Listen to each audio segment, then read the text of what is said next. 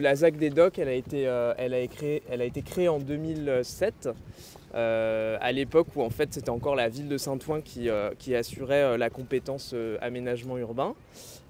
Et la particularité de cette ZAC aujourd'hui dans le schéma institutionnel, c'est qu'elle est pilotée par la métropole du Grand Paris. Là où en fait, Pleine Commune, aujourd'hui l'intercommunalité pilote la plupart des opérations d'aménagement du territoire, c'est de sa compétence. Mais la ZAC des Docks, du fait de son envergure, puisqu'elle fait 100 hectares de superficie, ça fait un quart de la superficie de la ville, a été déclarée d'intérêt métropolitain. Donc voilà, 100 hectares, juste pour vous donner un peu quelques chiffres. Le programme d'ensemble, c'est 7000 logements.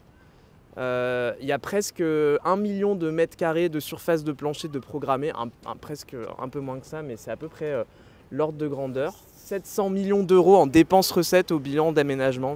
En fait, c'est vraiment énorme. Et la particularité, c'est quand même d'avoir l'ambition d'assurer une mixité avec des grands équipements métropolitains. Donc là, vous voyez l'usine de la compagnie parisienne de chauffage urbain.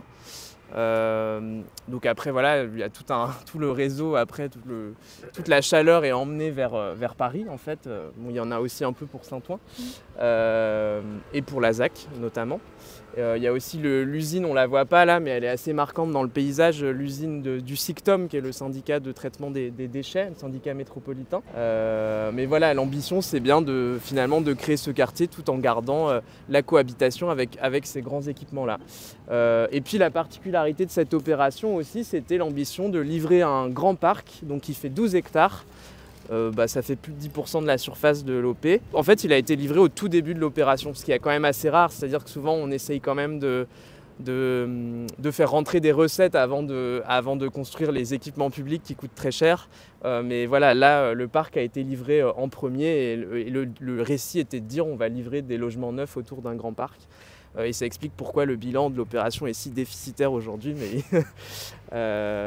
voilà. Et en même temps, parce que sur Saint-Ouen, mais aussi sur le secteur de Pleine Commune, il faut savoir qu'il y a, je crois qu'il n'y a pas beaucoup de mètres carrés par habitant, ouais, d'espace vert.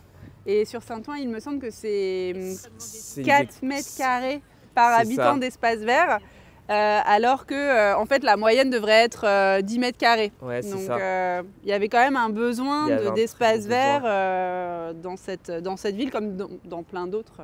On ne mesure pas dans ce quartier, c'est qu'on a l'impression qu'il est terminé, parce qu'on ne voit jamais l'ampleur. C'est-à-dire que là, derrière nous, il y a une zone d'activité, la zone d'activité des docks. Après ça, il y a le faisceau ferroviaire, parce qu'en fait, il y a un débranchement ferroviaire qui dessert ce quartier, et ce qui a fait aussi...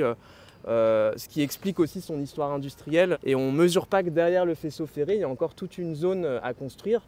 Et qu'en fait, sur les 7000 logements prévus, là je vais vous dire peut-être des bêtises, mais il y en a peut-être 60% qui sont livrés aujourd'hui. Et donc dans la phase 3, donc celle qui est en conception dans le cadre de cette nouvelle mandature, l'ambition c'est de revenir sur à peu près 25% de logements sociaux, de livrer des logements en bail réel solidaire aussi pour permettre une accession à la propriété à des publics qui ne peuvent pas vraiment se l'offrir à Saint-Ouen.